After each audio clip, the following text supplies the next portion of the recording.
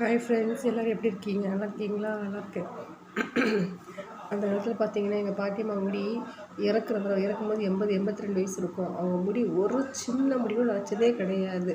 ஆனால் இப்போ பாருங்கள், 6th 7th படிக்கிற பிள்ளைங்களுக்கு கூட முடி என்ன செய்யுது? நரைச்சிருது. அதே மாதிரி அப்போ பாருங்கள், எங்கள் பாட்டியம்மா என்ன செய்வாங்க, பெரிய அம்மி, அந்த அம்மி கூட நமக்கு நகட்டவே முடியாது. எங்கள் பாட்டியம்மா 70 வயசு ஆகியும் அம்மி என்ன செய்வாங்க, மஞ்சள், ஜீரகம் எல்லாம் ஈஸியாக தட்டி வச்சு நாங்கள் ஒரு சிங்கிள் குழம்பு தான் வைப்பாங்க. வச்சு ஒரு அப்பளம் பொரிச்சு சாப்பிட்டோம்னா அவ்வளோ சாப்பாடு சாப்பிட்டா அந்த குழம்பு அவ்வளோ டேஸ்டியாக இருக்கும்.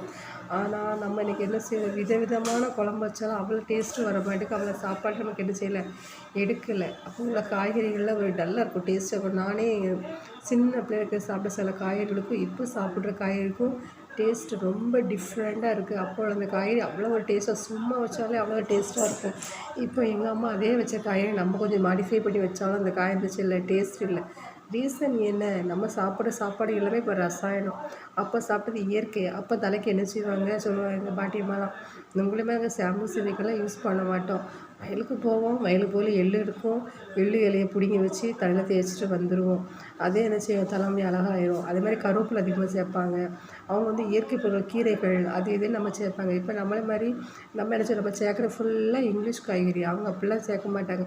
நம்ம நாட்டில் புளிக்கங்காய், சொரைக்காய், பாவக்காய் அப்படி வச்சு தான் காய்கறிலாம் அவங்க சாப்பிடுவாங்க. அதான் அவங்க வெல்த்தி அந்த மாதிரி அந்த தானிய வகைகள்லாம் சாப்பிட்றாங்க. நம்ம பிள்ளைகளுக்கு கொடுத்தா சாப்பிட மாட்டேங்குது.